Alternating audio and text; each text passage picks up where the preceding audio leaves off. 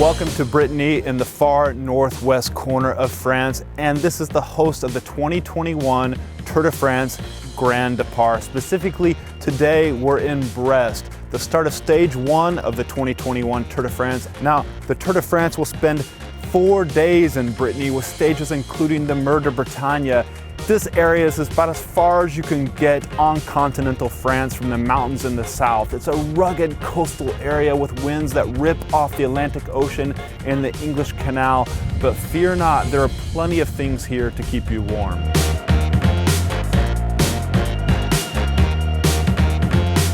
Of course, cycling is popular in Brittany. The people here are strong and sturdy, and they have to be with all the winds and rugged coastline.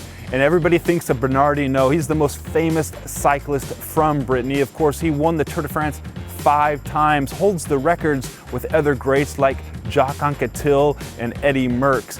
And when he won in 1985, he was the last Frenchman to win the Tour de France. And he did so when the race started here in Brittany in Pumalec and took the prologue win that day. And it was a big day for all the Britons. But there are other famous cyclists from this area as well. Think of Luzon Bobet, who won the Tour 3 times in a row in the 1950s, or Jean Roblick, the winner of the Tour de France in 1947. That was the first edition of the Tour after the world and France stopped for the war. Now there's a newer generation of cyclists with Warren Barguil and David Gaudu, and home teams including B&B Hotels and Arkea Samsic.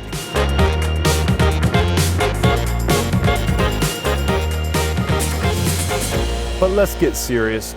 Food and wine. It's France after all, and this region of France is known for its crepes and its savory version of the crepe, the galette. And of course, the crustaceans and shellfish are famous here along the coast as well. And this area in France, it may not be known for its wine, but the locals, they love to drink nonetheless.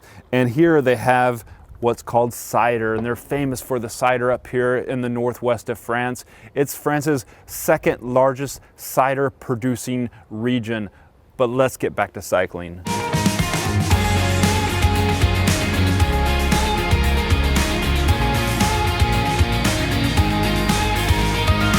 Brest this year will set a record, hosting 4 Grand Départs, the most of any city, beating out Paris, which has hosted the start 3 times.